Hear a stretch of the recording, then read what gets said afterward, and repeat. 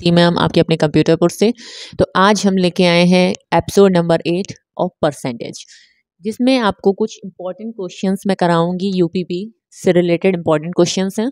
तो इसका first question आपकी स्क्रीन पर रिप्रेजेंट है। इस फर्स्ट प्रश्न में कहा गया है, एक परीक्षा में बैठने वाले लड़कों और लड़कियों की संख्या 9:7 के अनुपात में थी। परीक्षा पास करने वाले लड़कों और लड़कियों की संख्या 3:2 के अनुपात में थी। 60% लड़कियां परीक्षा में उत्तीर्ण हुई। परीक्षा में उत्तीर्ण लड़कों का प्रतिशत ज्ञात करें। ए 64%, बी 72%, सी 70%, डी 80%। तो सबसे पहले हमें देखना है कि लड़के और लड़कियों की संख्या का अनुपात क्या था जो परीक्षा में उपस्थित थे, यानी कि बैठने वाले थे। जो total number of students boys and girls का रेशियो, तो 9 रेशियो क्या है 7। अब हमसे कहा गया है कि परीक्षा पास करने वाले लड़के और लड़कियों की संख्या 3:2 के अनुपात थी, यानी कि जो पास करें स्टूडेंट उनका 3:2 में है रेशियो। देन कहा गया है 60% लड़कियां परीक्षण में उत्तीर्ण हुई। तो 60% लड़कियां किसमें उत्तीर्ण हुई है? परीक्षा में उत्तीर्ण हुई। तो गर्ल्स कितनी थी? 7। तो 7 का 60% अगर हम निकाल दें तो कितना हो जाएगा? 42, यानी कि 7×42 तो 4.2%। तो ये क्या हो जाएगा? 4.2% जो होंगी लड़कियां उत्तीर्ण होंगी। मतलब 4.2 हो रही है, तो अगर हम देखें 2 का 4.2 मतलब 2 से क्या 2 की वैल्यू कितनी है? 4.2। तो 1 की वैल्यू कितनी हो जाएगी? 2.1। देन 3 की वैल्यू हो जाएगी 6.3। तो यहाँ पर 3 की वैल्यू कितनी आ गई? 6.3, यानी कि 6.3% बॉयज थे जो कि उत्तीर्ण हुए थे। ठीक है, तो आपने देखा कि जब ये उतने परसेंट उत्तीर्ण हुए हैं 6.3 बच्चे, तो आप ये जानते होंगे कि 7, तो हम देख रहे होंगे कि 6.3 जो है वह 9 का कितना परसेंटेज है। तो हमें पता है कि अगर हम देखें 6.3 इंटू 100/9, तो आप देखेंगे क्या होगा? 9 सती 63, यानी कि ये 70% आ गया। तो 70%, 6.3 9 का कितना है परसेंट? 70%। तो 70% किसमें? ऑप्शन में हमारे सी ऑप्शन में। तो सी इज द राइट आंसर, यानी कि 70% इज द राइट आंसर। अब हम आते हैं अपने नेक्स्ट क्वेश्चन सेकंड पर। इसमें कहा गया है चीनी की कीमत में 20% की वृद्धि हुई। चीनी की खपत में कितने परसेंट की कटौती की जानी चाहिए ताकि चीनी पर कोई अतिरिक्त राशि खर्च ना हो? ए 16.2/3%, बी 20%, सी 83.13%, डी 25%। तो हमें ये देखना है कि चीनी की कीमत में कितनी की वृद्धि हुई है। तो वृद्धि हमारी हो रही है 20% की। तो आप जानते होंगे कि 20% की वैल्यू कितनी होती है? 1/5 को ही हम लिख सकते हैं 20%। हमें पता है ना कि 1/5 20% होता है, यानी कि वृद्धि कितनी हो रही? 5 से अब ये 6 हुआ जा रहा है, यानी कि expenditure is equal to price into consumption. ये हमने फॉर्मूला पढ़ा है। देन आप देख रहे हैं कि कितना हो रहा है? ये 5 से 6 हो रहा है। तो इसका जो रेसिप्रोकल हो जाएगा तो 6:5 हो जाएगा, यानी कि ये 6 से कितना हो रहा है? 5 से कितना हुआ है? 6, यानी कि कितने की कमी हुई है? 1 की। तो हम क्या लिख सकते हैं? माइनस का 1/6। तो माइनस का 1/6 की वैल्यू, यानी कि कमी कितने की हो रही? 1/6, इसलिए लिख दिया माइनस का। तो 1/6 की वैल्यू कितनी होती है? 16 सही 2/3%। तो हमारे किस ऑप्शन में है? ऑप्शन ए में। तो ए इज द राइट आंसर। अब हम आते हैं अपने नेक्स्ट क्वेश्चन थर्ड पर, जो कि आपकी स्क्रीन पर रिप्रेजेंट है। थर्ड नंबर क्वेश्चन में कहा गया अनु अपनी मासिक आय का 68% खर्च करती है। यदि उसकी मासिक आय में 20% की वृद्धि होती है और उसकी मासिक बचत में 9 सही 3/8% की वृद्धि होती है, तो उसके मासिक व्यय में कितने परसेंट में वृद्धि होती है? देन 20%, बी 32%, सी 25%, डी 22.5%। तो सबसे पहले हमें देखना है कि मासिक आय अनु की कितनी थी जो वो खर्च कर रही थी। तो हमारा फॉर्मूला होता है income is equal to expenditure plus saving, यानी कि जो हम अर्न करते हैं उसमें से कुछ रुपए खर्च कर देते हैं और कुछ रुपए बचा लेते हैं। तो मासिक आय का कितना? मान लीजिए कि इनकम हमारी कितनी? 100। देन वो एक्सपेंडिचर कितना है उसका, यानी कि वो अपनी मासिक आय का कितना परसेंट खर्च करी? 68%, यानी कि 68 हो गया। तो अगर 100 में से 68 घटा दे तो कितने परसेंट बचा रही होगी? यानी कि वो 32% अपना सेव कर रही होगी। मान लो वो 100 रुपये कमा रही है तो 68 खर्च कर रही है और 32 वो सेव कर रही है। देन हमसे कहा गया है 9 सही उसकी मासिक बचत में, फिर कहा गया है उसकी मासिक आय में 20% की वृद्धि हो जाती है, यानी कि पहले उसकी आय कितनी थी? 100, तो अब 20% बढ़ जाएगी, यानी कि अब कितनी हो जाएगी?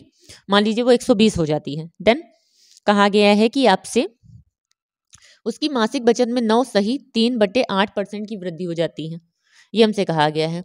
तो आप देखिए सबसे पहले कि 1/16 की वैल्यू कितनी होती है, हम जानते हैं 6 सही 1/4।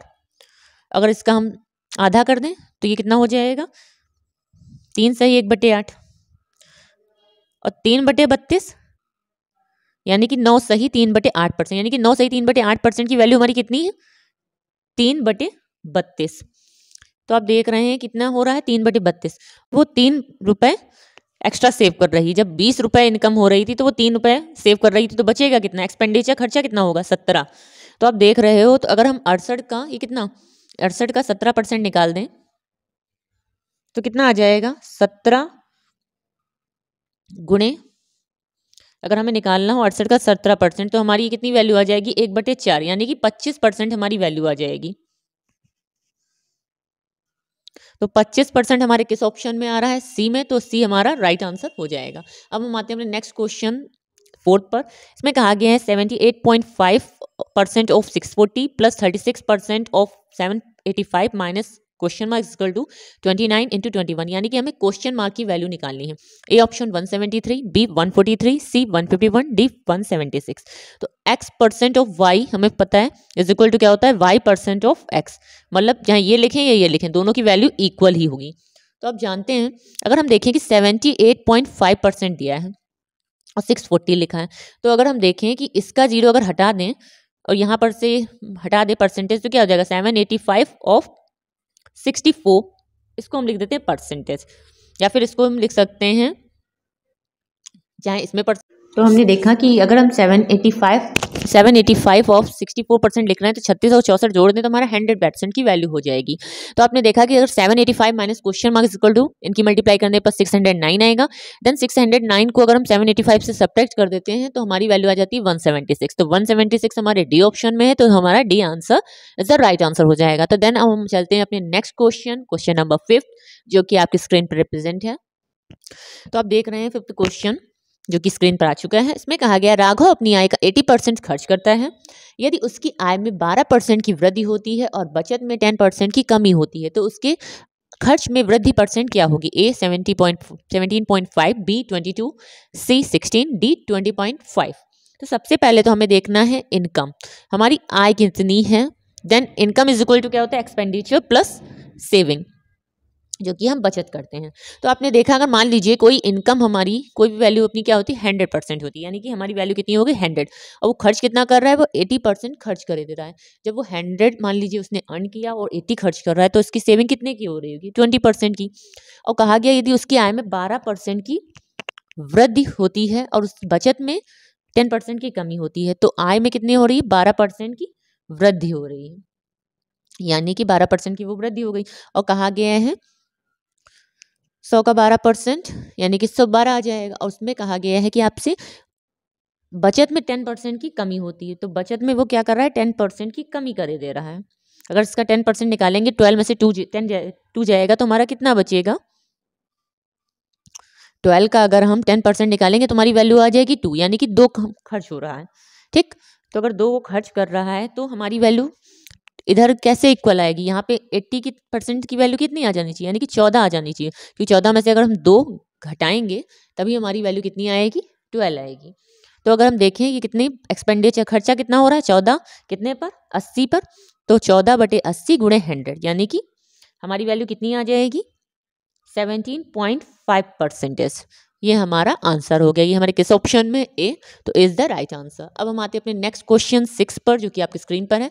इसमें कहा गया है, एक व्यक्ति की वार्षिक आय में रुपए 4.5 लाख बढ़ जाती है, यानी कि एक व्यक्ति की वार्षिक आय थी और वो 4.5 लाख बढ़ गई, 4.5 लाख बढ़ गई है, लेकिन आयकर 26% से 20% हो जाता है। लेकिन आय जो कर जो था टैक्स, इनकम टैक्स, वो घट गया है, 26 से 20% हो गया, यानी कि 6% डिक्रीज हो गया है। फिर भी उसको 12,000 रुपये आयकर अधिक देना पड़ रहा है, जबकि 6% उसका इनकम टैक्स कम हुआ है, बट फिर भी वो 12,000 एक्स्ट्रा पे कर रहा है। देन बढ़ी हुई आय ज्ञात करने की उसकी आय कितनी बढ़ गई है, A 17.5 lakh, B 15.5 lakh, C 18.5 lakh, D 16.5 lakh.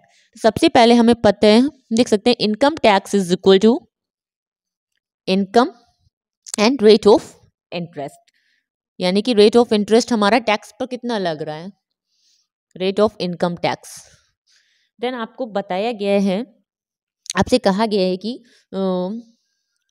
एक व्यक्ति की वार्षिक आय 4.5 लाख थी मान, और उसकी आय बढ़ कितनी गई है, अधिक आयकर कितना देना पड़ रहा है, उसे 12,000 अधिक पे करना पड़ रहा है। अगर वो 12,000 अधिक पे कर रहा है यानी कि, और कितना आयकर 26 से 20% हो जाता है, यानी कि 12,000 पर 20 इंटू 100, तो हमारी इसकी वैल्यू कितनी आ जाएगी, 60,000, यानी कि 60,000 उसका अधिक हो रहा है। तो अगर हम 4.5 लाख में से 0.6 लाख घटा दें तो हमारी वैल्यू कितनी आ जाएगी, हमारी पास वैल्यू आ जाएगी 3.9 लाख, हमारी वैल्यू आ गई 3.9 लाख।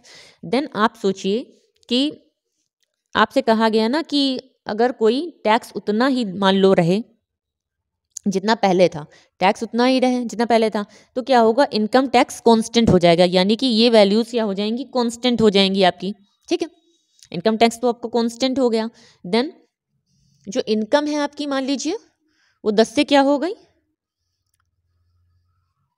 13 हो रही है, यानी कि इनकम आपकी 10 से 13 हो रही, जो रेट ऑफ इंटरेस्ट है वो 13 से क्या हो रहा है, 10 हो रहा है, ये रेशियो में चल रहा है। तो आप देख रहे हैं इसमें क्या हो रहा है, 3%, तो 3% की हमारी वैल्यू कितनी आई है, 3.9 लाख। अगर 3.3 की वैल्यू 3.9 लाख है तो 1 की वैल्यू कितनी आ जाएगी, 1.3 लाख। ठीक है, और देन आपसे कहा गया है कि वो जो 13 रेट थी उसमें 12,000 आप अधिक देना पड़ रहा है, यानी कि 12% की वैल्यू कितनी आ गई, 16,000।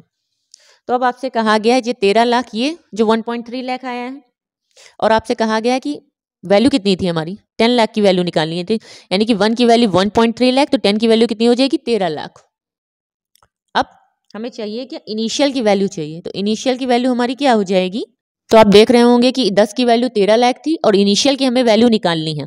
तो हम क्या करेंगे, हमारे पास 4.5 लाख था जो कि वो क्या कर रहा था, बढ़ जा रही थी, तो 13 में अगर हम 4.5 लाख ऐड कर दे तो हमारी वैल्यू कितनी आ जाएगी, 17.5 लाख, यानी कि बढ़ी हुआ है हमारी कितनी है, 17.5 लाख, जो कि हमारा ए ऑप्शन है, तो इज द राइट आंसर। तो ये थे हमारे सीरीज के आज कुछ 6 इंपॉर्टेंट क्वेश्चंस। अगर आपको मेरी क्लास अच्छी लगी हो तो प्लीज़ वीडियो को लाइक एंड शेयर करिएगा। अगर क्वेरी हो कोई तो आप मुझसे कमेंट बॉक्स में पूछ सकते हैं। Thank you class.